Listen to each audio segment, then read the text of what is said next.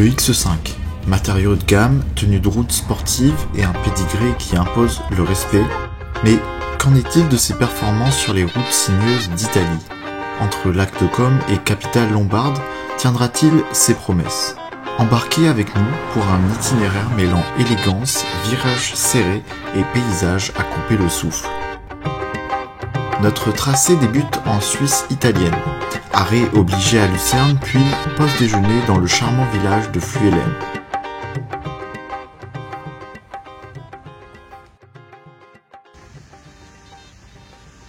Entre l'eau claire comme du cristal, l'ancienne église paroissiale Saint-Georges et Saint-Nicolas et les canards qui viennent quémander un bout de pain, cette escale improvisée nous a séduits par le calme qu'elle nous a offert. À l'approche de Côme, une question me trotte dans la tête. L'Italie sera-t-elle à la hauteur de mes attentes ? J'en ai tellement vu, lu, imaginé. Des ruelles pavées, des Vespas qui slaloment entre les passants, des chemises impeccablement repassées et des cafés serrés servis avec nonchalance. L'Italie chic, gourmande, un véritable art de vivre. Mais est-ce que tout ça existe vraiment ? Ou n'est-ce qu'une carte postale idéalisée ?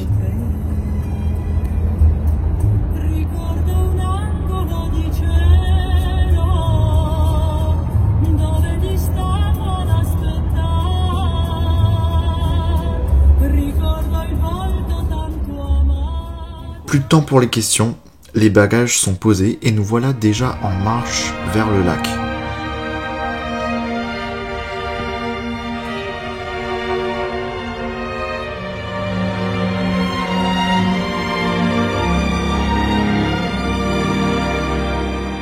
Nous sommes au début du mois de mai. On hésite encore à ranger les pulls, mais sur la berge, les rayons du soleil suffisent à nous réchauffer. Une simple chemise fait l'affaire. Face à nous, on pourrait croire que le lac se termine à la butte d'en face, mais ce serait mal le connaître. Le lac de Côme s'étire bien au-delà, avec un pourtour de 170 km et une superficie de 145 km².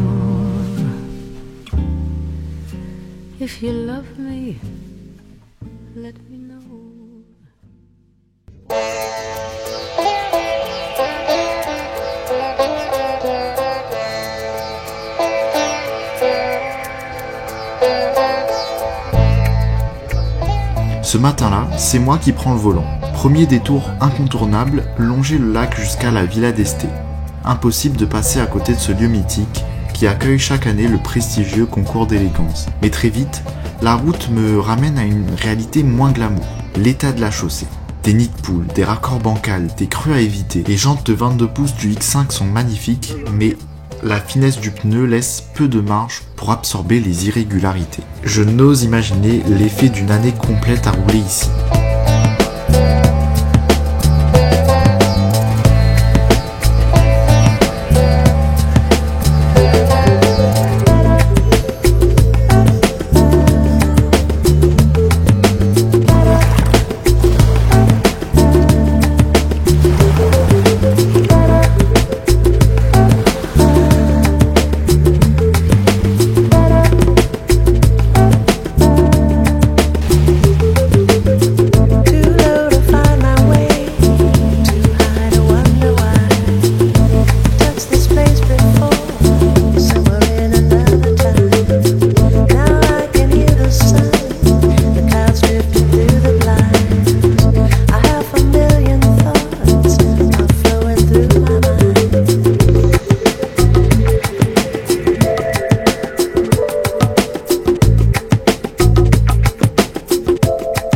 Comme si la chaussée ne suffisait pas, il y a les cyclistes inarrêtables.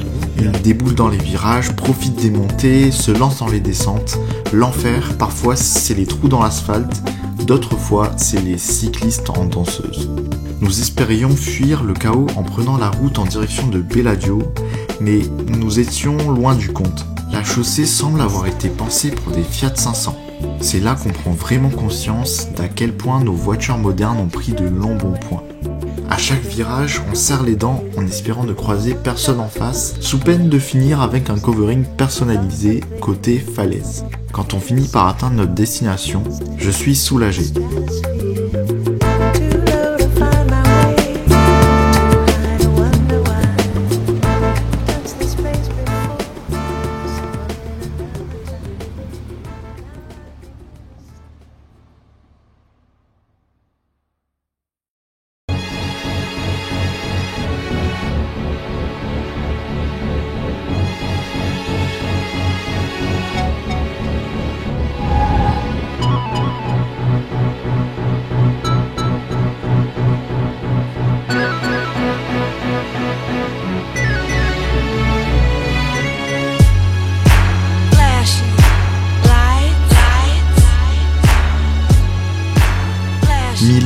pourrait dire que c'est un peu le Paris de l'Italie.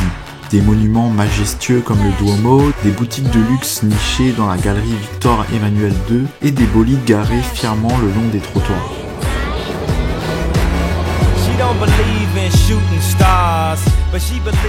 Pour découvrir cette capitale du style, on laisse la voiture de côté et on descend dans le métro. Ambiance urbaine, rythmée. Et surtout, c'est l'occasion rêvée de goûter au célèbre risotto à la milanese, un riz onctueux mijoté lentement dans un bouillon parfumé au safran qui lui donne cette belle teinte dorée.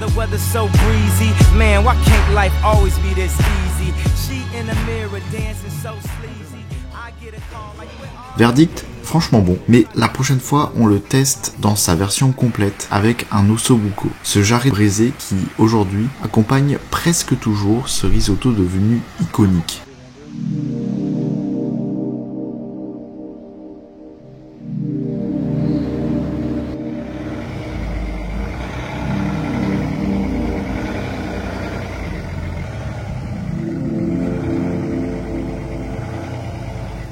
Et déjà, le voyage touche à sa fin.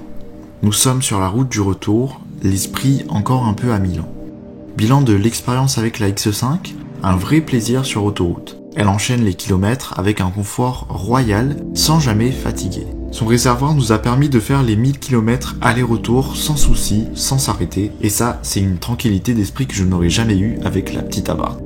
Mais pour une prochaine escapade, surtout autour du lac de Côme, je pense que je laisserai le SUV à l'hôtel et je prendrai plutôt le train pour explorer les villages voisins.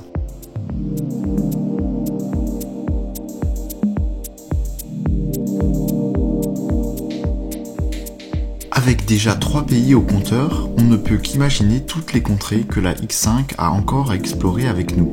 Merci d'avoir regardé ce petit film et à très bientôt pour la suite du voyage.